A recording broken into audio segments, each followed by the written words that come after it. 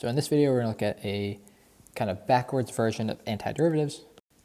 But before that, we're going to talk about summation notation, which is fun to say, but not necessarily fun to do. All right, so in our last set of videos, we learned about Riemann sums, which are ways we can approximate the area under a curve. That's when we're just putting together a bunch of rectangles.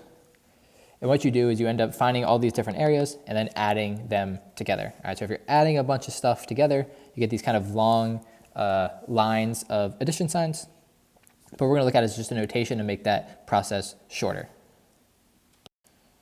All right, so this is called summation notation. All right, the fancy word is sigma notation because this symbol here is capital sigma. All right, so that is sigma notation. Let's look at the different parts of it. So the first thing is our actual sigma sign. All right. So a sigma sign just means add things. It just means we're going to add things together. And then you have your starting point and you have your ending point. So we're going to start when I equals 1, and then we go up 1 index each time. So when we do an example, you kind of see what I mean. And then here is your expression. All right, so what would this mean? The first thing I do is I start out with I equals 1. And if I equals 1, I get 2 times 1. Oops. All right, so that is the first term of my sum. So I plugged it in, and then because I'm doing a summation, I put a plus sign.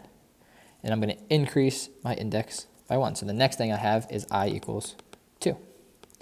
When I equals 2, I plug it in, I get 2 times 2. And then again, because it's a sigma, I put a big plus sign. Next is I equals 3. I'm just keep going up by 1 each time. 2 times 3, big plus sign. The next I is 4, big plus sign. The next I is 5. And I'm not going to put a plus sign after the 5 one because the 5 is my ending point.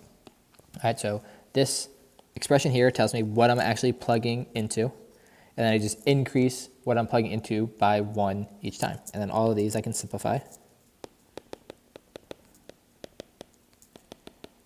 And then add them all together. Let's see, I get 12, 20, 30. All right, and that's a simplified way of writing all of this stuff being multiplied. So it tells me where I start, where I end, and what I'm plugging into each time. All right, so what about this example? All right, the sum from I equals 1 to 5 of I squared. All right, so the first thing I'm going to do is plug in 1, and I get 1 squared. Plug in 2, 2 squared. Add, plug in 3, 3 squared. Plug in 4, plug in 5, plug in 6, plug in 7. All right, but of course you don't do that because you stop at 5, so all this stuff you don't want there, all right, because I stop once I get to whatever number's on the top. And then I can simplify all these things.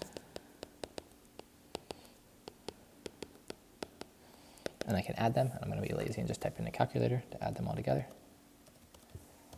And I get 55. So summation notation is just a simplified way of saying you're adding a bunch of stuff together. All right, start off at the bottom, go to the top. All right, rewrite the following in summation notation. All right, so the first thing is we're adding a bunch of stuff together, so that's why we're going to use the big sigma.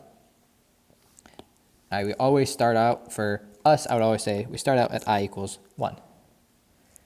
And then how many terms are we going to have? 1, 2, 3, 4, 5, 6, 7, 8. We have 8 terms, so we should stop when we get to the 8th thing.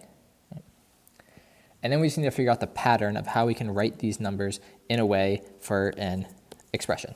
So I plug in 1, I want to get 1. When I plug in 2, which is my second term, I actually want to get 3. When I plug in 3, which is the third term, I want to get 5. So I want to figure out something that has this pattern. All right, and it turns out the normal pattern for odd numbers looks like this. 2i minus 1. That's like the even numbers, but then you take away 1. All right, so if I plug in 1, I'm going to get 2 minus 1 is 1. Plug in 2, 4 minus 1 is 3. Plug in 3, 6 minus 1 is 5, and so on. All right, so this would be the summation notation that represents this big series of addition sign. All right, there's 8 terms, and each one is the odd number given by that expression. All right, here's the kind of really weird thing that they expect you to be able to do on the AP test is rewriting a Riemann sum in sigma notation or going the other way. So looking at sigma notation and realizing it's just a Riemann sum approximating an area. right, so let's see how we would do this. So write an expression that would be used to approximate that integral using 100 rectangles and a right-hand sum. All right, right away, I know when I'm doing these right-hand sums, I'm just adding a bunch of stuff together. So that's where I'm going to know to use my sigma.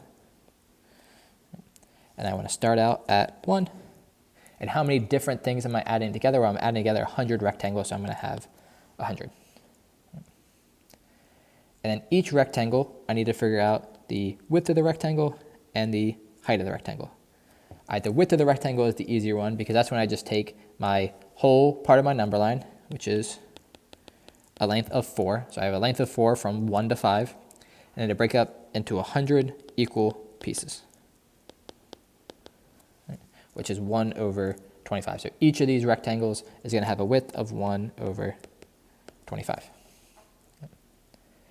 And now the hardest part about this problem is for each of these rectangles, I need to take the right-hand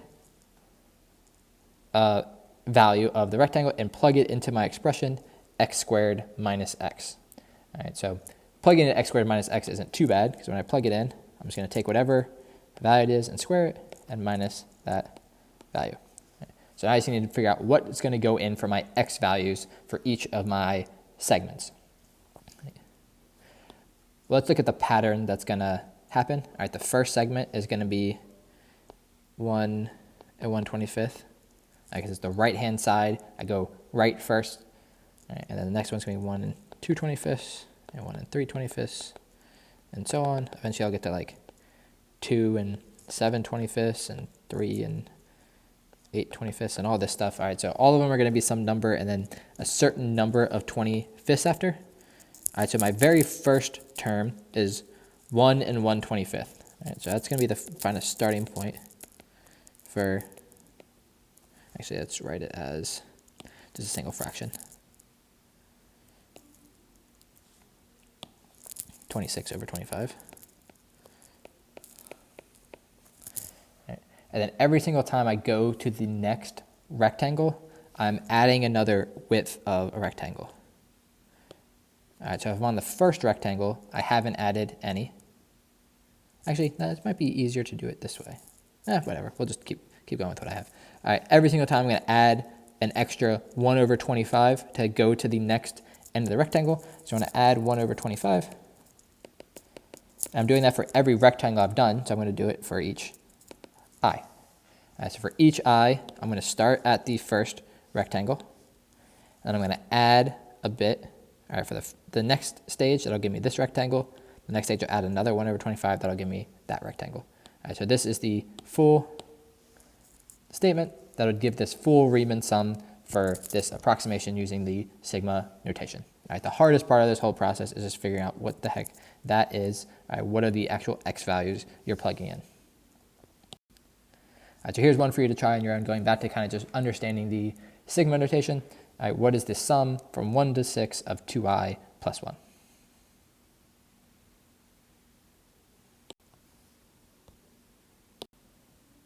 And here's the answer you should have gotten. So for each I plug it into 2i plus 1. So we have my index 1, 2, 3, 4, 5, 6. Plug it into 2i plus 1. I'd simplify those to my individual numbers and then add them all together, and you get 48.